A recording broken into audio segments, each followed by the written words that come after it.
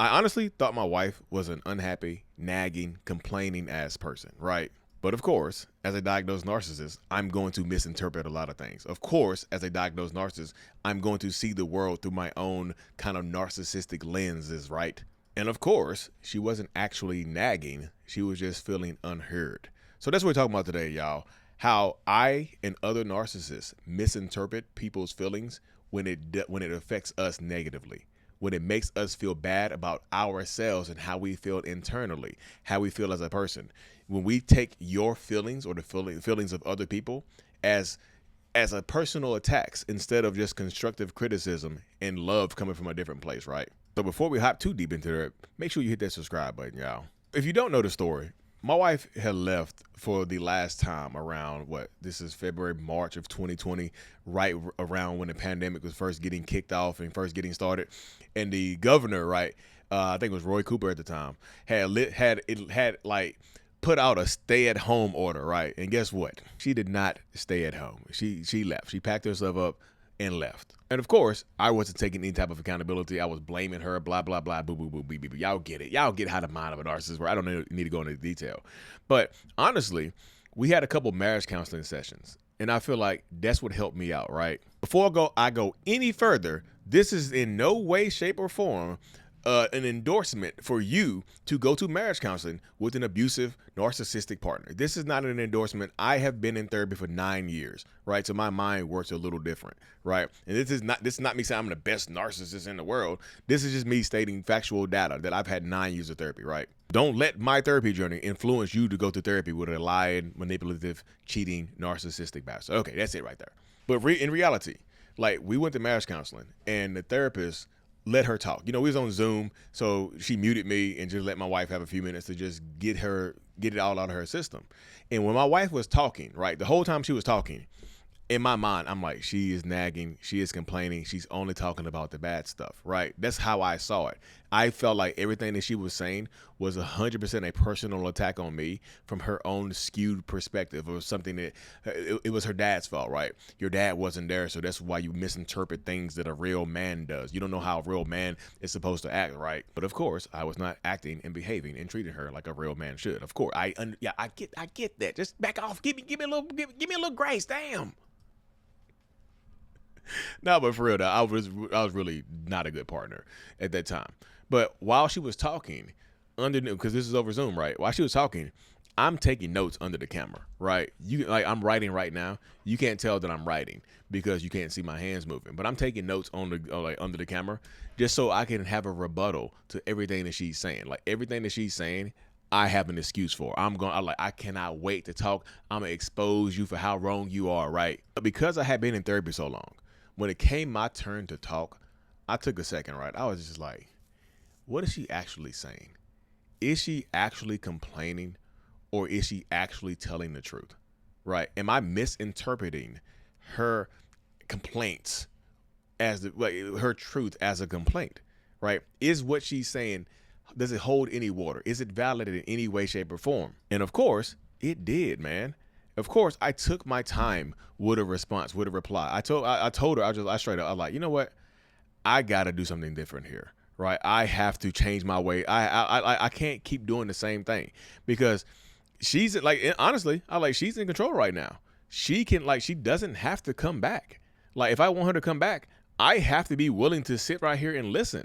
I have to be willing to take a little accountability, or else she's not going to come back. Y'all know how the mind of a narcissist works. I'm also thinking, like, I can find somebody else. I can find a different person, right? That's true. A lot of narcissists can find different people. They can find a new supply, but it will never be the same, right? But that's one thing I literally had to acknowledge on my own journey, that I could find somebody else, but it wouldn't be the same. I could feign happiness. I could feign like I was making a better decision, but it wouldn't.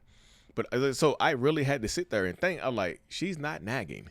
She's telling the uncomfortable truth for me. It's not. It was uncomfortable for her as well, because we needed a marriage counselor for her even to be able to have the courage to say that, right? To feel like, and for not only have a marriage counselor, for us not to be in the same room, for us not to be in the same house, under the same roof, for her to feel comfortable enough to say that.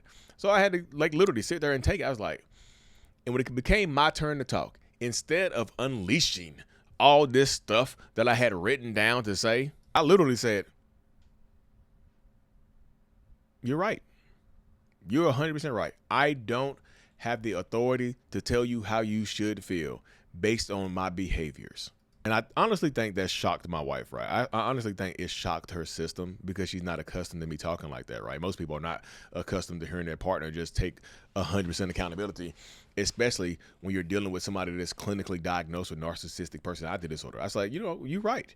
I have not been the best partner. You are not nagging. I thought it was nagging because it made me feel bad. When you are talking about something that I have actually done and it makes me feel bad, that's not your fault. That's on me. That's 100% on me. Like, if I do something wrong, if I just yelled at you, right, for no reason, if you're trying to have a conversation with me in a quiet, calm voice, and now I'm screaming and yelling, that's not your fault that I can't control the volume of my damn voice. That's on me. If I'm yelling and screaming, that's on me. Now, could I blame it on you? Yes, I could. Yeah, I could. Now, when I say blame it on you, it doesn't mean that like it's 100% your fault, right? It just means that this is how I'm trying to escape the shame. I'm trying to get away from shame. And the quickest way, the fastest way for someone, a narcissist like myself, to get rid of shame is to deflect it somewhere else. So in essence, to put it on you. It's very easy for us to put it onto you in these situations right here. So that's why you get a lot of narcissists that deflect. It's kind of like you playing narcissistic tennis, right? You hit something, you hit it one way, they're serving it right back, right? And it's a very difficult thing to even try to deal with because you have a narcissistic person that's just being abusive. They're not trying to come to a conclusion. Like you are trying to, not conclusion, a consensus, right? You are trying to come to a consensus. They are trying to win, right? Narcissists see everything in terms of wins and losses. If I have to admit, take accountability, that's a loss. Now, anything outside of me admitting accountability is a win. If I can give you a little bit and get a lot, that's a victory. If I can take 5% accountability, but also somehow get you to admit some type of wrongdoing, that's a win, right? Narcissists, and y'all, a lot of y'all can attest to this. When you're arguing with a narcissist, they are arguing to win. They're absolutely not trying to hear you out. They don't want to hear what you have to say. They're not trying to just be equitable or have a decent conversation. They are trying to win. They are trying to defeat you in battle, which I know sounds stupid when you're dealing with a partner, but they're trying to defeat you in battle. That they run through your head right there.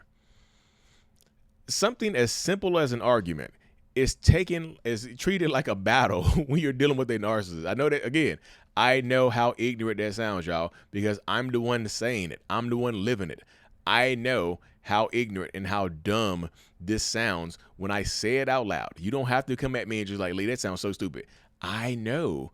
I'm the one that's saying it, right? I'm the one that has lived it. I know, of course, y'all have lived it as well on the other side, but it's going to be different. You know what I mean? Because you're a survivor and I'm not. Well, I've dealt with a narcissistic woman, but I would never consider myself a survivor. I've had a narcissistic woman that I've dealt with, but I'm more narcissistic than her, I would say, especially now, right? So I thought she was nagging. I know a lot of people, and this is not just a male to female or female to male thing. This could be like the same gender. This can be parent to child or whatever the case may be. Like, the narcissist in your life, when you're offering some type of constructive criticism or trying to correct a wrongdoing or trying to get an apology, they are 100% taking that as a personal attack on themselves. They're looking at you like, why are you attacking me? And some of them might say it. They might literally look you directly in your face and say, why are you attacking me? Why are you coming at me like that? Why can't you why can't we have a civil conversation? And outside of the accountability, it is civil, isn't it? That's how it goes. Outside of you holding them accountable, it is civil until they start losing their minds and yelling at you and screaming at you and trying to find a way to hold you accountable for something that they themselves have done. Because that's the rough part, right? That's the rough part right there. When they try to hold you accountable for something that they themselves have done, right? And that's why like they consider it nagging. If it's not praise, if you're not praising them, you are criticizing them, I'll say it just like that. If it's not praise, if you're not praising them, you are criticizing them. And it's not me just trying to say that everything is criticism, but if it's not good, they automatically take it as bad, right? If it's not something that makes me smile, it's automatically going to make me sad. And that's literally the way a lot of narcissists' minds work, right? Like, you are trying to hurt me. You're trying to do something bad to me. I didn't deserve this.